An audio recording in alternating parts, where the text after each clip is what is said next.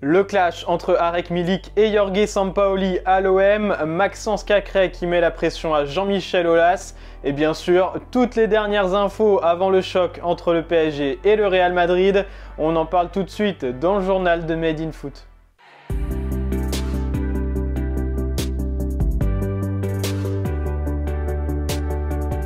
L'Olympique de Marseille a réalisé la très bonne opération de la 24e journée de Ligue 1. Vainqueur sur la pelouse du FC Metz, l'équipe de Jorge Sampaoli a profité de la défaite de Nice pour prendre 4 points d'avance à la deuxième place du classement.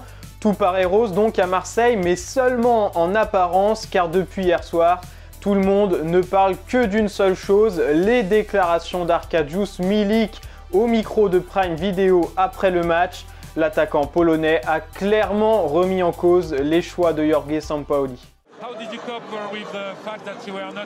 Comment vous avez pris le fait de ne pas être titulaire? C'est un piège. Il y a des choses que je ne comprends pas, mais je fais mon boulot. C'est le plus important. Malgré son triplé face à Angers le week-end dernier, Arek Milik était donc remplaçant à Metz, Jorge Sampaoli lui préférant Cédric Bakambu.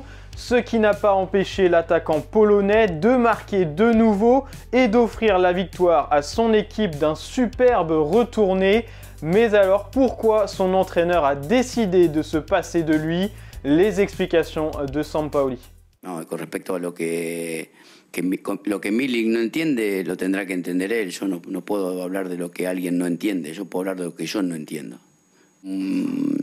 Sinceramente me preocupa mucho más lo que le pasa a l'OM, à l'Olympique de Marseille, que lo que pase éventuellement con algún nombre propio. Entre Milik et Sampaoli, il y a clairement de la tension dans l'air, une tension que les deux hommes vont devoir apaiser pour ne pas plomber la fin de saison olympienne. Cette fois-ci, on y est, dans moins de 48 heures, le PSG recevra le Real Madrid dans un choc des titans en Ligue des Champions. Une affiche 5 étoiles et toutes les stars devraient normalement être au rendez-vous. Neymar et Karim Benzema seront normalement bien présents au Parc des Princes. Le Brésilien s'entraîne depuis 2 jours avec le groupe de Mauricio Pochettino et tout porte à croire qu'il sera sur le banc mardi soir. Le Français fera lui aussi le voyage, c'est une certitude puisqu'il fait partie des 26 joueurs convoqués par Carlo Ancelotti. KB9 a d'ailleurs déjà annoncé la couleur sur ses réseaux sociaux. La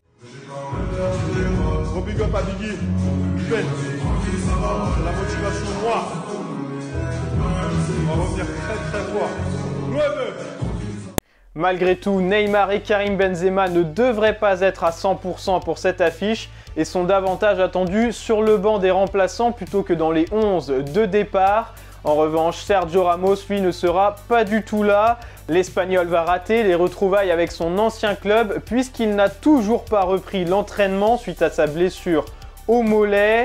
Autre petite info, l'arbitre de la rencontre a été dévoilé par l'UEFA et il s'agira de l'Italien Daniele Orsato qui va rappeler un mauvais souvenir au PSG. C'est lui qui avait arbitré la finale de la Ligue des Champions 2020 perdue face au Bayern Munich.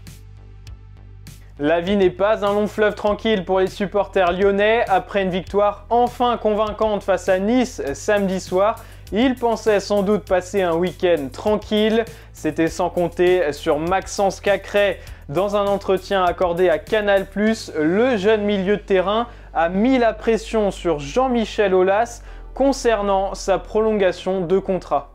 Est-ce que tu es sûr à 100% d'être lyonnais la saison prochaine? Honnêtement, non. Parce que on ne sait pas de quoi est fait l'avenir et le foot, ça va très vite. Mais pour le moment, je suis à Lyon. Est-ce que tu veux prolonger à l'OL? J'aimerais rester à Lyon. Il y a des discussions qui ont été entamées avec mon entourage.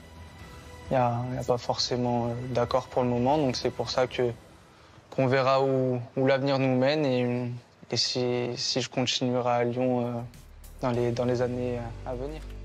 Maxence Cacré est en fin de contrat en juin 2023 et s'il n'y a pas de prolongation d'ici cet été, un départ pourrait clairement être envisagé lors du mercato estival. Alors après Amine Gouiri, est-ce que l'OL va laisser filer un deuxième talent de son centre de formation? Et pour terminer, une info mercato sur Laurent Blanc, l'ancien sélectionneur des Bleus, a été limogé de son poste d'Al Rayyan au Qatar suite à des mauvais résultats, très régulièrement annoncé de retour en France et encore récemment à Lyon où Jean-Michel Aulas avait évoqué une possible arrivée. L'ex-coach du PSG risque de se retrouver très rapidement dans de nombreuses rumeurs. Et voilà pour les infos foot du jour, merci de nous avoir suivis. N'oubliez pas de vous abonner à notre chaîne YouTube et de liker cette vidéo. Et on se retrouve bientôt pour un nouveau JT de Made in Foot.